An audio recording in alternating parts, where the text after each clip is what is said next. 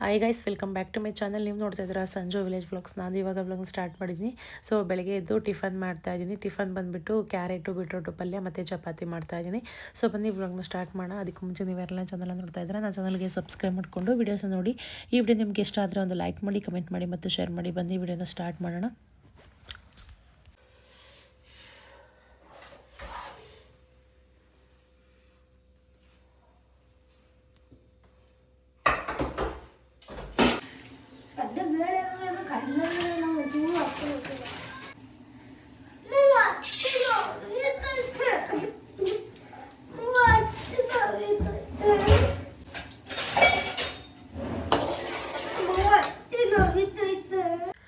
ನಾನು ಯಾವ ಥರ ಬೀಟ್ರೋಟ್ ಪಲ್ಯ ಮಾಡ್ತೀನಿ ಅಂತ ಅಂದರೆ, ಕಡಲೆಬೇಳೆ ಹಾಕ್ತೀನಿ. ಬೀಟ್ರೋಟ್ ಪಲ್ಯಕ್ಕೆ ಚೆನ್ನಾಗಿರುತ್ತೆ ಕಡಲೆಬೇಳೆ ಹಾಕಿದರೆ. ಕಡಲೆಬೇಳೆ, ಸಾಸಿವೆ, ಕರಿಬೇವಿನ ಸೊಪ್ಪು, ಹಸಿರು ಮೆಣಸಿನ್ಕಾಯಿ, ಈರುಳ್ಳಿ ಮತ್ತು ಟೊಮೊಟೊ. ಲಾಸ್ಟಲ್ಲಿ ಸ್ವಲ್ಪ ಕಾಯಿ ಹಾಕ್ತೀನಿ. ಸೊ ಇಷ್ಟೇ ಹಾಕೋದು. ಖಾರದ ಪುಡಿ, ಸಾಂಬಾರು ಪುಡಿ ಏನು ಯೂಸ್ ಮಾಡಲ್ಲ. ಸೊ ಬೆಸ್ಟ್ ಕಾಂಬಿನೇಷನ್ ಅಂತಲೇ ಹೇಳ್ಬೋದು ಚಪಾತಿಗೆ ಬೀಟ್ರೋಟು ಕ್ಯಾರೆಟು ಪಲ್ಯ. ಸೊ ನನಗಂತೂ ತುಂಬ ಇಷ್ಟ. ಇದ್ರ ಜೊತೆಗೆ ಕಾಂಬಿನೇಷನ್ ಆಗಿ ಚಪಾತಿಗೆ ಚೆನ್ನಾಗಿರುತ್ತೆ.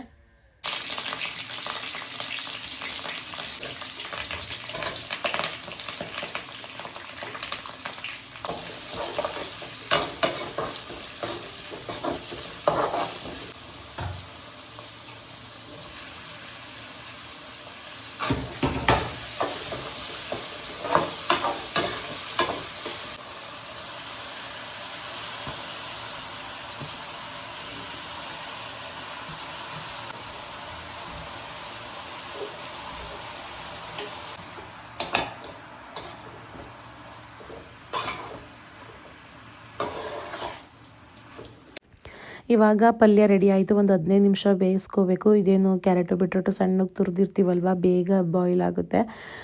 ನೆಕ್ಸ್ಟ್ ಇವಾಗ ಇದಕ್ಕೆ ಕಾಯಿ ಹಾಕಬೇಕು. ಸ್ವಲ್ಪ ಕಾಯಿ ಹಾಕಿದ್ರೆ ಟೇಸ್ಟ್ ಚೆನ್ನಾಗಿರುತ್ತೆ. ನೆಕ್ಸ್ಟ್ ಇವಾಗ ಪಲ್ಯ ಎಲ್ಲ ರೆಡಿ ಆಯಿತು. ಇವಾಗ ಚಪಾತಿ ಮಾಡ್ತಾಯಿದ್ದೀನಿ.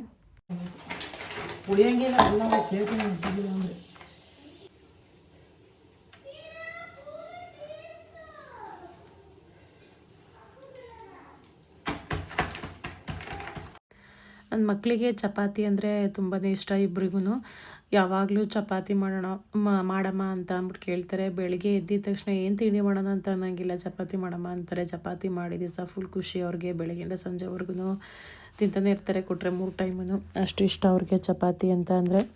ಸೊ ರೈಸ್ ಐಟಮ್ ತಿನ್ನೋದು ಮಕ್ಕಳು ಕಮ್ಮಿ. ಚಪಾತಿ, ದೋಸೆ, ರೊಟ್ಟಿ, ಇಡ್ಲಿ ಈ ಥರದ್ದೆಲ್ಲ ತಿನ್ನೋಕ್ಕೆ ಇಷ್ಟಪಡ್ತವೆ. ನಾವು ಚಿಕ್ಕ ವಯಸ್ಸಲ್ಲಿ ಇರಬೇಕಾದ್ರೆ ಏನು ಕೊಟ್ಟರು ಸುಮ್ಮನೆ ತಿನ್ನಿವೋ, ನಮ್ಗೆ ಅದೇ ಬೇಕು ಇದೇ ಬೇಕು ಅಂತ ಇರಲಿಲ್ಲ.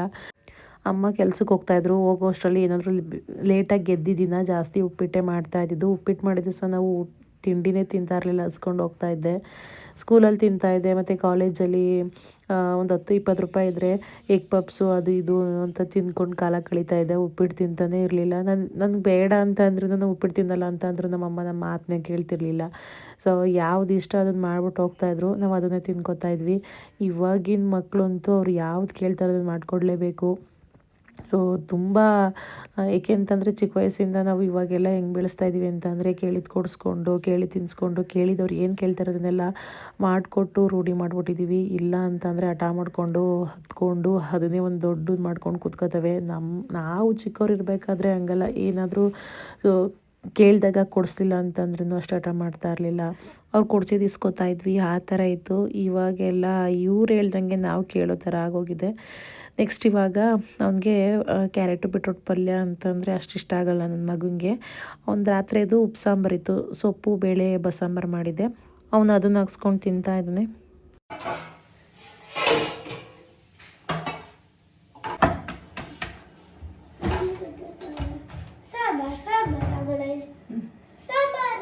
ತಿಂಡಿ ತಿಂದಾದ್ಮೇಲೆ ವ್ಲಾಗ್ ಮಾಡ್ತಾಯಿದ್ದೀನಿ. ಗೈಸ್, ಶುಂಠಿ ಹಾಕ್ಸ್ತಾ ಇದ್ದೀವಿ ಇವತ್ತು. ಹಾಗಾಗಿ ನಮ್ಮ ಮನೆಯವರು ತೋಟದ ಹತ್ರ ಸ್ವಲ್ಪ ಬಿಸಿ.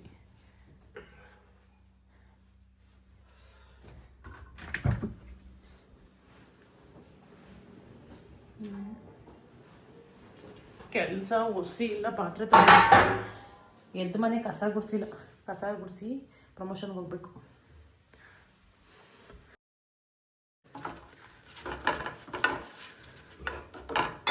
ಆನೆ ಕಲ್ ತಿಂದರೆ ಒಳ್ಳೇದು ಅನ್ನೋರು.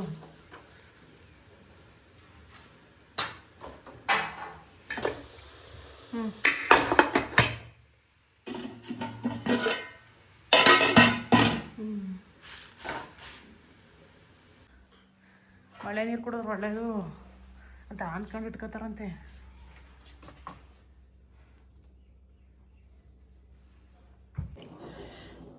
ಈಗ ಮುಂದೇನು ಆ ಥರ ಈಗ ಈ ಥರ ಮಾಡಿದಾಗ ಈಗ ನಂಬಿಕೆ ಎಲ್ಲ ಹೋಗಿರುತ್ತೆ ನಿಮ್ಮ ಮೇಲೆ. ಈಗ ನಂಬಿಕೆ ನಿಮಗಿರುತ್ತಾ? ನಾನು ನಿಮಗೆ ಆ ಥರ ಮೋಸ ಮಾಡಿದಾಗ ನನ್ನ ಮೇಲೆ ನಂಬಿಕೆ ಬರುತ್ತಾ ನಿಮಗೆ? ಆಗಿದ್ದು ನಿಮ್ಗೆ ಹೇಳಿದ್ದೀನಿ ನಾನು ಕೂರಿಸ್ಕೊಂಡು ಒಳ್ಳೆ ರೀತಿಲಲ್ಲ ಬೇರೆಯವ್ರ ಹತ್ರ ಮಾತಾಡೋಕೆ ಹೋಗ್ಬೇಡಿ ನನ್ನ ಬಗ್ಗೆ ಅಂತ. ಶಾಂತ ಆಂಟಿ ನೀವು ಜಗಳಾಡಿದ್ದೀರಾ ಮತ್ತೆ ಒಂದಾಗಿಲ್ವಾ? ಅವಾಗ ಒಂದಾಗಿರೋ ವಿಡಿಯೋಸ್ ಹಾಕಿದ್ರಿ, ಯಾಕೆ ವ್ಲಾಗಲ್ಲಿ ಅವ್ರು ಬರ್ತಾ ಇಲ್ಲ, ಏನಾಯಿತು ಮತ್ತೆ ಮುಣಿಸ್ಕೊಂಡಿದ್ದೀರಾ, ಜಗಳಾಡಿದ್ದೀರಾ ಅಂತೆಲ್ಲ ಕೇಳ್ತಾ ಇರ್ತೀರಾ ಕಮೆಂಟಲ್ಲಿ. ಏನು ಮತ್ತೆ ಜಗಳಾಡಿಲ್ಲ, ಚೆನ್ನಾಗಿದ್ದೀವಿ, ಫೋನಲ್ಲೆಲ್ಲ ಮಾತಾಡ್ತೀವಿ, ಬಟ್ ವಿಡಿಯೋಸಲ್ಲಿ ಬರ್ತಾ ಇಲ್ಲ ಅಷ್ಟೇ. ನೆಕ್ಸ್ಟ್ ಇವಾಗ ನಾನೇನು ಇದ್ರ ಬಗ್ಗೆ ಜಾಸ್ತಿ ಮಾತಾಡಲ್ಲ. ನೆಕ್ಸ್ಟ್ ಇವಾಗ ಸಂಜೆ ಮತ್ತೆ ವ್ಲಾಗ್ನ ಕಂಟಿನ್ಯೂ ಮಾಡ್ತಾ ಇದ್ದೀನಿ. ಇವತ್ತು ಸಂಜೆ ಊಟ ಏನು ಅಂತಂದರೆ ಬಿರಿಯಾನಿ ಮತ್ತು ಚಿಕನ್ ಫ್ರೈ ಮಾಡ್ತಾ ಇದ್ದೀನಿ. ಸಡನ್ನಾಗಿ ಏನೋ ತಿನ್ನಬೇಕು ಅಂತ ಅನ್ನಿಸ್ತು, ಚಿಕನ್ ಬಿರಿಯಾನಿ ಮತ್ತು ಗುಜ್ಜನ್ನ. ಹಾಗಾಗಿ ನಮ್ಮ ಹಸ್ಬೆಂಡು ತೋಟದ ಹತ್ರ ಇದ್ದರು, ಶುಂಠಿ ಹಾಕ್ಸೋದ್ರಲ್ಲಿ ಸ್ವಲ್ಪ ಬ್ಯುಸಿ ಇದ್ದಾರೆ ಅವರು. ಫೋನ್ ಮಾಡಿದೆ ಚಿಕನ್ ತಿನ್ನಬೇಕು ಅನ್ನಿಸ್ತೈತೆ ಅಂತ ಅಂದ್ಬಿಟ್ಟು. ಹಾಗಾಗಿ ನಮ್ಮ ಗೇಟಲ್ಲೇ ಚಿಕನ್ ಮಾರ್ತಾರೆ. ನಾನು ಫೋನ್ ಮಾಡಿ ಹೇಳ್ತೀನಿ, ಕಟ್ ಮಾಡಿಟ್ಟಿರ್ತಾರೆ, ತೊಗೋಬೋಗು ಮಾಡು. ನಾನು ನನ್ನ ಫ್ರೆಂಡು ಅಂದರೆ ನಮ್ಮ ಹಸ್ಬೆಂಡ್ ಫ್ರೆಂಡು ಸುಬ್ಬಣ್ಣ ಅಂತ, ಅವರು ಇಬ್ಬರು ಬರ್ತೀವಿ ಊಟಕ್ಕೆ, ಅಡುಗೆ ಮಾಡು, ತೊಗೋಬೋಗಿ ಚಿಕನ್ನ ನಾನು ಹೇಳಿರ್ತೀನಿ ಅಂತ ಅಂದರು. ಇವಾಗ ಗೇಟಿಗೆ ಹೋಗಿ ಟೈಮ್ ಆಗೋಗಿತ್ತು, ಆಗಲೇ 7 ಗಂಟೆ. ಚಿಕನ್ ತೊಗೊಬಂದು ಇವಾಗ ಬಿರಿಯಾನಿ ಮಾಡ್ತಾಯಿದ್ದೀನಿ.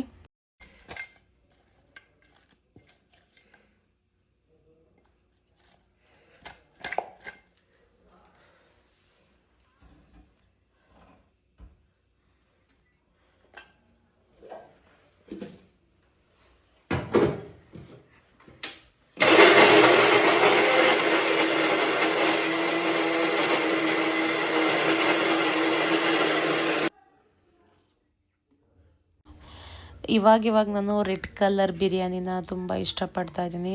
ರೆಡ್ ಕಲರ್ ಬಿರಿಯಾನಿ ಅಂತಂದರೆ ಹಸಿರು ಮೆಣಸಿನ್ಕಾಯಿನ ಒಂದು 2-3 ಹಾಕ್ತೀನಿ ಟೇಸ್ಟ್ಗೆ ಅಂತ ಅಂದ್ಬಿಟ್ಟು. ಖಾರದ ಪುಡಿ ಹಾಕ್ಬಿಟ್ಟು ಮಾಡ್ತೀನಿ. ಅದೇನೋ ಇತ್ತೀಚೆಗೆ ಇಷ್ಟ ಆಗೈತೆ ರೆಡ್ ಕಲರ್ ಬಿರಿಯಾನಿ. ನೆಕ್ಸ್ಟ್ ಇವಾಗ ಚಿಕನ್ ಫ್ರೈಗೆ ಮಸಾಲೆನ ರೆಡಿ ಮಾಡ್ಕೊತಾ ಇದ್ದೀನಿ. ಚಿಕನ್ ಫ್ರೈಗೆ ಮಸಾಲೆನ ರುಬ್ಕೋತಿರಲ್ವ, ಅದಕ್ಕೆ ಒಂದು 5-6 ಗೋಡಂಬಿನ ಹಾಕ್ಕೊಳ್ಳಿ. ಟೇಸ್ಟ್ ಅಂತೂ ಸಖತ್ತಾಗಿರುತ್ತೆ. ಥಿಕ್ನೆಸ್ ಆಗಿ ತುಂಬಾ ಚೆನ್ನಾಗಿರುತ್ತೆ. ಗೊಜ್ಜೆಲ್ಲ ಒಂದು ಸ್ವಲ್ಪ ಜಾಸ್ತಿ ಆಗುತ್ತೆ ಬಿರಿಯಾನಿಗೆ. ಈ ರೆಸ್ಟೋರೆಂಟಲ್ಲಿ ಹೋಟೆಲಲ್ಲೆಲ್ಲ ಏನು ಮಾಡ್ತಾರೆ ಅಂತಂದರೆ ಚಿಕನ್ ಗೊಜ್ಜಿಗೆಲ್ಲ ಫ್ರೈಗೆಲ್ಲ ಗೋಡಂಬಿನ ಯೂಸ್ ಮಾಡ್ತಾರೆ. ಗೋಡಂಬಿ ಯೂಸ್ ಮಾಡೋದ್ರಿಂದ ಕ್ರೀಮಿ ಥರ ಟೇಸ್ಟು ಸಖತ್ತಾಗಿರುತ್ತೆ. ನೀವೂ ಟ್ರೈ ಮಾಡಿ.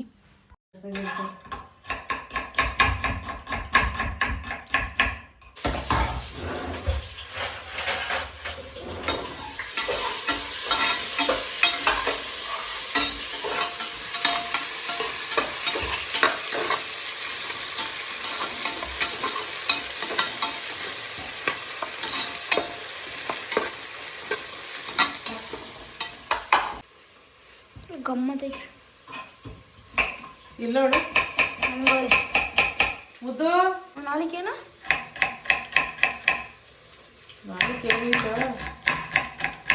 ಈರುಳ್ಳಿ ತಗೋಬೇಕು, ಈರುಳ್ಳಿ ತಗೋಬೇಕು.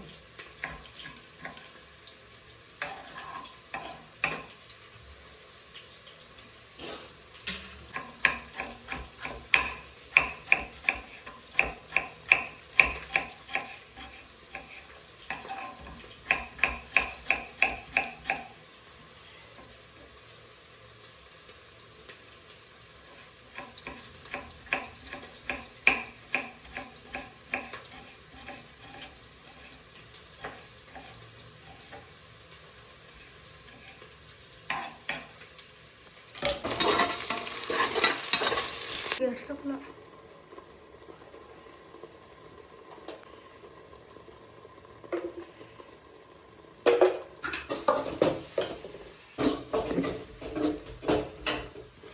ಇದು ನೋಡ್ತೀನಿ, ಇದು ಬಚ್ಚೂರು ಮಾಡ್ತೀನಿ. ಮಾಡೋದು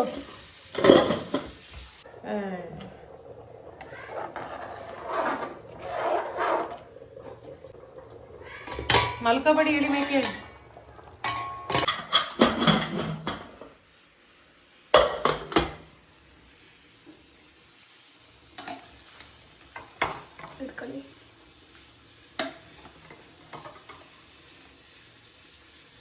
ತೊಗೊಬಂದೆ, ಅಕ್ಕಿನೇ ಇರಲಿಲ್ಲ.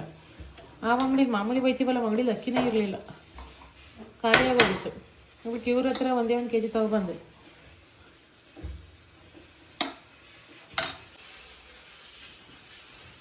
ಎಲ್ಲಿ ಬಾಯಲ್ಲಿ ಕುತ್ಕೊಬೇಡ. ಏನಿಲ್ಲ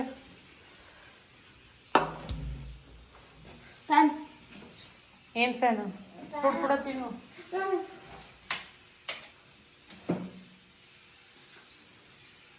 ತಿನ್ನು ನೋಡಿ, ಚೆನ್ನಾಗಿದೆ.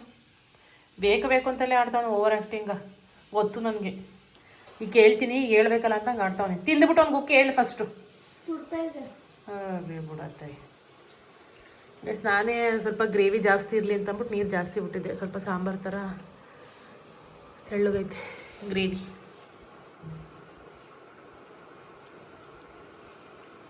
ಚಾಯ್ದ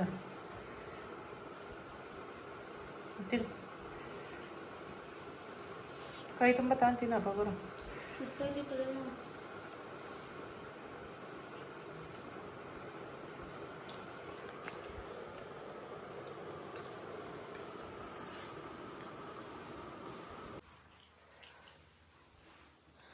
ಚೆನ್ನಾಯ್ತಾ?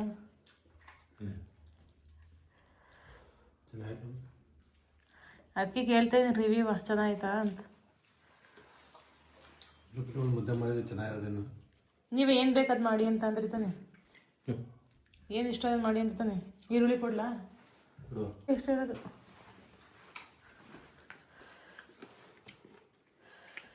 ತರ್ತೀರಿ ಈರುಳ್ಳಿ ಸಾಕ್ಬಿಡಿ.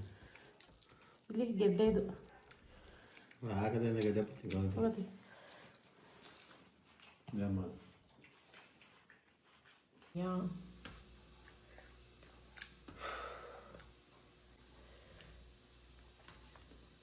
ಇನ್ನೇನು ಪಿಂಕ್ ಕಲರ್ ಮಾಡೋಕ್ಕಾಗುತ್ತೆ? ರೆಡ್ ಕಲರ್ ಮಾಡ್ಬಿಟ್ಟು ಬರೀ ಗ್ರೀನ್ ಕಲರ್ ಮಾಡ್ಬೇಕಷ್ಟೆ.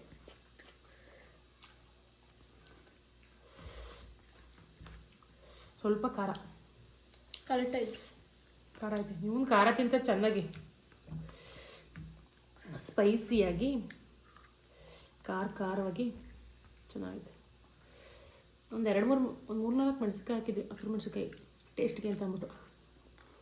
ಖಾರ ಪುಡಿ ಹಾಕಿದ್ರು, ಖಾರ ಪುಡಿ ಹಾಕಿದ ಚೆನ್ನಾಗಿದೆ. ಆ ಗ್ರೇವಿಗೂ ಬಿರಿಯಾನಿಗೂ ಸಕ್ಕತ್ತಾಗಿದೆ.